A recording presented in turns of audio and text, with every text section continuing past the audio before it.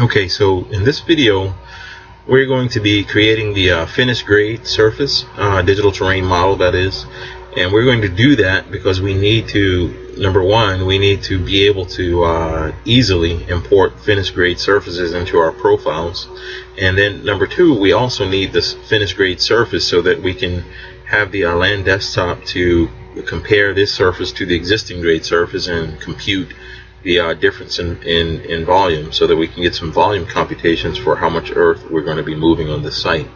But before we do that, I want to bring to your attention a couple of things. Number one, the first thing is we have put our finished grades into our drawing based upon the engineer sketch. And this finished grade, as you can see here, it's drawn in purple, and what you're going to be getting from the engineer is a sketch that shows exactly how he or she wants the finished grades to be input into the CAD. And then you're going to proceed to actually put those contours into the CAD using polylines. And one of the things that you have to make very, very certain and very, very careful of is that you put these contours in and they're all continuous lines. One of the things I want you to note here is, as I zoom in along here, this is where we're going to have a retaining wall along here. And so if I click the contour, I want you to see how the actual grips of the polyline itself fall along the wall. So if I click a 260 contour, you'll see here we have that 260 contour, and it actually daylights or outfalls, and it meets the existing conditions contour, which is not shown here. But if we were to import the existing conditions contours, it's all tied in, and these must terminate at the existing ground 260, the existing ground 261, so forth and so on. So to make your life much easier and to make sure that you know that you have all of your contours entering the site and leaving the site at a designated contour, then the best way to do it is to use continuous polylines. So you can see here we select the 260 contour, and you can see it's a continuous polyline from the top of the site all the way to the bottom of the site. Same thing here. See, from the top of the site all the way to the bottom of the site, and you see those contours for each that come along the retaining wall. Each one of those, they're going to run along the retaining wall until they pop out where the existing grade meets the wall. To continue on with that line of thinking, I want to draw your attention also to areas where there are other retaining walls. If you look closely in here, you'll see here how the contours just seem to come together. But I want you to watch when I select those contours, and you'll see that they're all continuous polylines with their individually assigned elevations. So this contour here is a 265. You see how it runs on top of those other contours, which means it just runs down the wall, and then it comes across and it runs down this particular wall, and then it exits where the 265 existing grade is. Same thing along the line of the 260. You see everything is continuously continuous from start to finish, and it travels along the walls, all these contours along the wall. And we can do the same thing, and we can check them here, and here. You see how they all will pop out where they need to go, and so forth and so on. Alright, now the other thing, again, remember when we're entering contours, the other thing that we want to make sure that we've done is, if I'm going to double click this 265 contour so we can see the elevations, it's very, very important that we get the elevations for each one of these contours in order and in line right. If we don't have the proper elevation assigned to these contours, then what's going to happen is your profiles are going to be off. If this is supposed to be elevation 265 but it's showing as a 0, you're going to wind up having a huge gap in your profile that goes all the way down from elevation 260 or 266 or whatever, all the way down to 0. So we don't want that. It's important, very important, that each one of your contours have the appropriate and the right elevation in accordance with the engineer's sketch. Extremely important. Can't emphasize that enough. So we're going to check. You see here, same thing. I'm going to check 267, 268. Just follow that dialog box. 269, 270, and I've already gone through these, but I'm doing this for demonstration purposes. So I know that all of these contours are already on the appropriate, assigned the appropriate elevation. And if you get one and it's not the appropriate elevation, just click it. Go into the, if you double click it, the properties dialog box will, let me show you. If you double click it, the properties dialog box will automatically come up, and the only thing you have to do is come in here and edit the elevation. That's all you have to do. Okay. The other thing that we need to pay close attention to is the fact that we have a surface, we have a boundary for our surface, and I drew this already around our proposed grades. This is the surface that I want to focus on. So we have a boundary here, and if I zoom in, and you can see it, this is a boundary, and it's a continuous polygon that's closed. A closed continuous polygon. And the reason why we want to draw a boundary around our surface is because we don't want our surface digital terrain model, when it starts grabbing the data from our contours, we don't want it to begin to interpolate and to connect digital terrain model lines from, let's say, 261 over here all the way over, and assume, and why do we don't want it interpolating that the grade between, let's say, the 268 and the 261 over here is a straight line grade. Quite frankly, we didn't do any topographical survey in this area, so we want to draw a boundary around this so that we're not giving the illusion that this data right here that this area should be interpolated as a grade that goes from here to here. And so we don't want any erroneous surface profile, so we draw a boundary around our profiles to capture the information that we know that we've mapped in the field. Okay, we don't want it interpolating from this point all over to this point, because we actually stopped our topo in this area by coming here around there like that. Okay, so we have a boundary. That's very, very important. And while we're talking about this, I just want you to see also how this is also a retaining wall, and you see how we have our topo. All of this topo is going along this wall wherever it ends up, and I'm gonna show you so you can see what it does. You see this is the contour. It goes all the way around, grabs this wall, and then pops out right at the existing grade. So this is a wall as well. And when you draw your grades into your plan, you're going to need, I'm going to bring in the proposed site so that we can see what that looks like. Okay, and so in here you can see that we have this retaining wall right here. Okay, the retaining wall, and our grades are going to pop out along that retaining wall. So what I'm going to do is get rid of that. I'm going to unload that proposed surface, because we want to only work, I'm at the proposed site layout, and we only want to work with the finished grade topo in order to create this surface. Okay, so let's go ahead and create our surface. And we're going to go again. Remember, if you don't see Terrain Model Explorer, you don't see the Terrain pull down tab up top, then you have to load it. But we see it here, so we know we're in the proper set of menu palettes.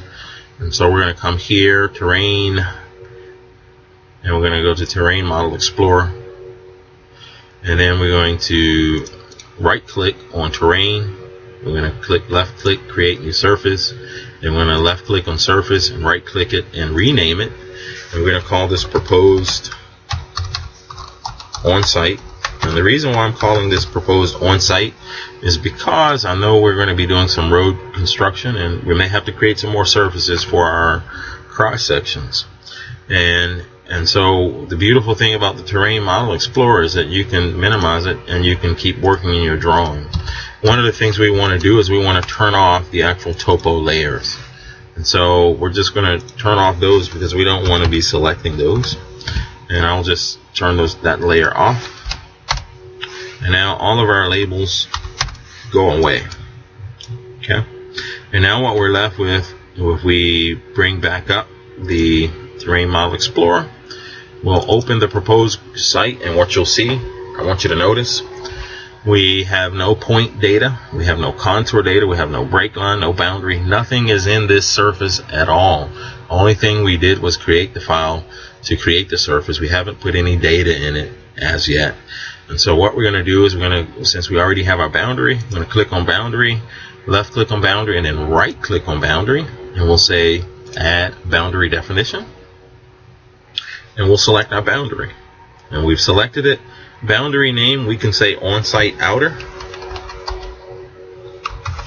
on-site outer boundary. And boundary type, we already have said that we're going to make it outer, so we'll just hit enter. And make break lines along edges. Yes, we want it to break the digital terrain model triangulations along the boundary. Okay, and now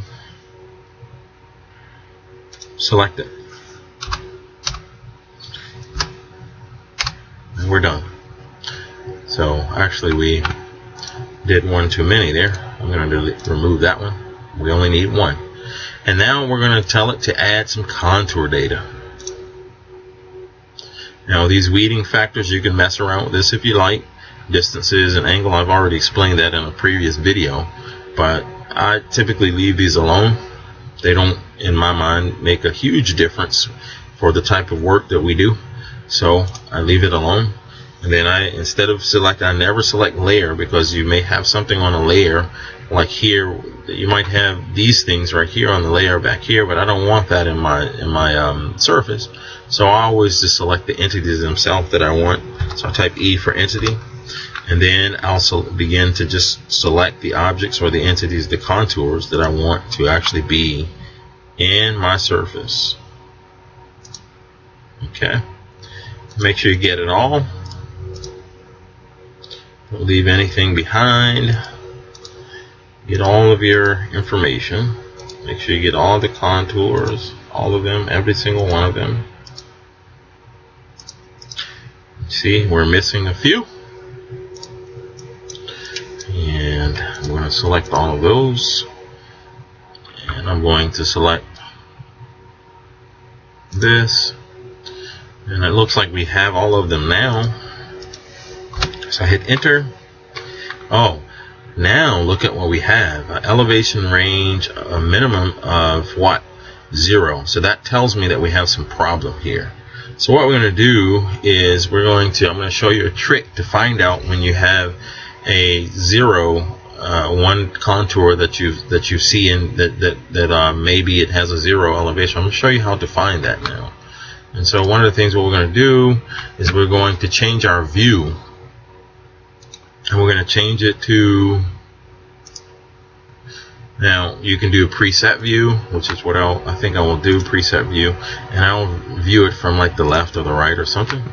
And when I come in here, now you'll see I have these contours down here, way down here at 0, and I know it's at 0 because my Z elevation down here is 0, and these are way up here. So what we do is we'll just take those and we'll change those into a different color, and then when we go back to our top view, we'll change those to red, or rather just change them to green.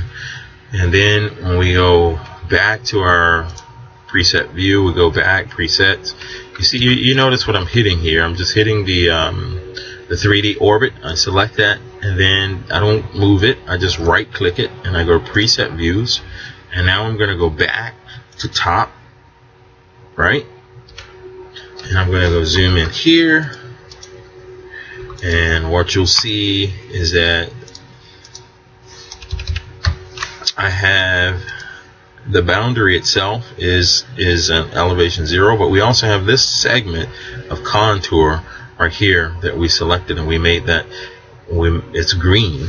And so let's check and see if we have any place else where we missed the contour elevation. and I don't see anywhere else so far. You just have to be very, very careful with that. Okay, we understand the boundary being on elevation 0 because this is a boundary, but this contour right here, this segment of contour, has to be the same elevation, but it's 0. So what elevation is that? That's 253. So we're going to change this, and you can see here when I select it, it's actually elevation 0. So we're going to change it to 253, and then we'll change the color back to yellow, which is what all of these are, and we're going to hit save. We'll save it. Alright, and then what we're going to do then is we're going to go back into our contours. I'm going to say remove all contour data in this case, and then I'm going to re-add the contour data by reselecting the contours. Again, we're going to hit entity, and then I'm going to select all of my contours.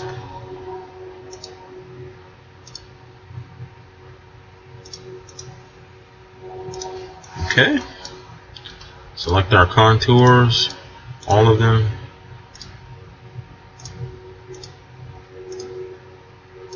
Just making sure that we get everything.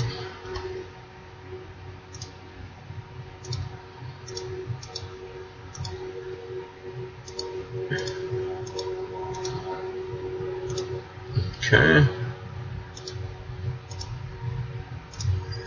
We've done a good job at entering all of this contours and assigning their data. This should be a very, very easy task, making these surfaces.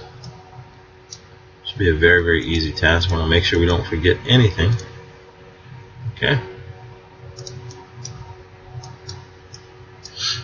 See, we still have one straggling contour there. Alright.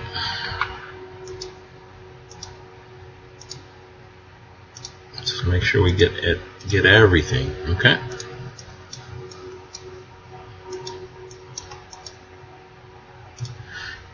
Okay.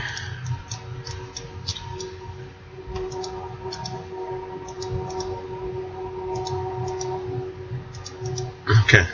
I'm going to hit enter, and now you can see elevation range from 253 to 277. Now what that tells us is that we don't have any elevations that are 0 or outside of what this site has been surveyed to be. So yeah, so we can feel quite confident now that we have that information. What we want to do is, before we actually build it, we can I don't think we can save the data, but I would like to be able to save the data. I thought we could save the data, but I don't think you can save the data until after you have actually built the surface. Okay, so I think what we're going to do is we're going to go ahead and build the surface. So we're going to go back, open that up. We're just going to go ahead and tell it to build our surface. So we're going to say build. I'm going to call it proposed grades on site. Okay. Log errors to follow. You can, a number of options here you can do, but we're not going to do those for now. Build watershed, we can do that as well. We can select some point and do all those type of things, but I'm not going to do it. Hit apply, hit OK, and now my surface is done. I'll hit OK, and now it will give me, if I right click on propose on site, it will give me the option to save it. And you want to save your surface because you don't want anything to happen where it's messing up. Okay, so we just hit save. And now we still have one other thing that we need to do, because there are some spot shots or spot elevations that we did put in our plan, which were the sump or the low points where the storm drain inlets are. And so that's the next thing that we're going to do. So we're going to turn on, we're going to load the X reference for the storm drain system into our drawing. And one of the important things that I actually did not mention was that when you're creating these surfaces, the digital terrain models, and you're saving these surfaces, you must make sure that your user coordinate system is in the real world coordinate system. You must make sure, because if you do it on any other user coordinate system, when it comes time for everything to line up the way that it's supposed to be in the right location, it will not be. So we want to make sure always that when we're dealing with this digital terrain model aspect of Land Desktop, that we're always in the world coordinate system here. Okay, and so that's one of the things that I actually had to go back and create the surface. It took me only a minute, but that was because we were in a different user coordinate system just a minute ago. So want to always make sure when you're using these functions that you're in the world coordinate system. Okay, so what we're going to do is just going to turn on the XREF for the storm drain plan. We're going to load it. Let's just reload it. Okay, and so now one of the things that we know is that the storm drain inlets, we're going to have some elevations that we need to make sure that our surface is bending down to, some spot elevations, right? And we're going to insert those spot elevations. To insert those spot elevations, what we'll do, we'll go to Terrain, we'll go to Edit Surface, and then we'll say Add Point. Okay? And at the face of this inlet, one of the things that we know is that there's a throat inlet. The water comes in and it flows down the side here. So what we want to do is we want to put a spot shot that actually describes that ground, that where the digital terrain model will actually be pushed down to that. The grade will be pushed down to that elevation. So you see down here in the lower corner it says Point to Add. So we'll just click where we're going to add it, and we'll give it an elevation from the engineer sketch. And that elevation, it says throat elevation is 267.00. Okay, so we have that one, and we're going to add another one at the face of that inlet, 267.00. Okay, we're going to do the same thing at this face right here on the other side, 267.00. We're going to do the same thing on this side because we're going to have slotted throats on both sides of the inlet. 0.0. Okay, and so now what we're also going to do is we're going to come over to the other storm drain inlets where the ground is going to be basically depressed or sumped so that the drainage can actually get into the inlet. We're going to come down here, and we're at yard inlet 05, and so I'm going to look at the sketch, and the top of the structure is at 261.5. So what I'm going to do is I'm going to put a point there. 261.5 will be the elevation, and do the same thing here. 261.5 right there. We do the same thing here. 261.5. I'm going to do the same thing here. 261.5. Okay. Now we have those in. The next thing we're going to do is we're going to come to this inlet down here, yard inlet 4. And we know from the engineer's sketch the top of the structure is actually 259.27. And we'll add a point here, 259.27. Add another point at this corner, 259.27. Add another point here, 259.27. The same thing over here, this corner, 259.27. Great. Alright. And then we have finally this inlet right here, yard inlet number 06. And number 06 is the top of the structure from the engineer's sketch is actually 258.5. So we're going to go in and put that in, 258.5. 258.5. Same thing. 258.5. 258.5. Do the same thing here. 258.5. Okay, so we've edited our surface by adding the points to our surface. Okay. So the next thing we're going to do is we're going to open up our Terrain Model Explorer again, and we're going to see what we have in the way of data. And it looks like we are going to rebuild it because we've added those points, and we're going to save it. Okay, let's save it. And the thing that we're going to do next is we're going to take a quick look at our surface to see that it's in good shape, then it looks okay. Alright, and to make our surface a little more clearer, I'm going to unload the Storm Drain XREF. I'm going to unload that, hit OK. And I'm going to go to Terrain, Surface Display, Quick View. And as you can see, our surface is in good shape. It's within the boundaries. We can see some nice consistent triangulations here along the side. We can see, I believe we can generate pretty good data from this. Okay, and so one of the good things about Quick View is that when you pan around, it disappears. All with the exception of the point surface triangulations from the points that you put in. With the exception of those lines, they don't go out, but those are created on the surf view layer. And so if we wanted to view that layer, we could view that layer, and then we could just freeze the layer altogether. But I'm going to erase those out of my drawing. It will not have any bearing on the data itself. So I'm just going to erase those out of the drawing,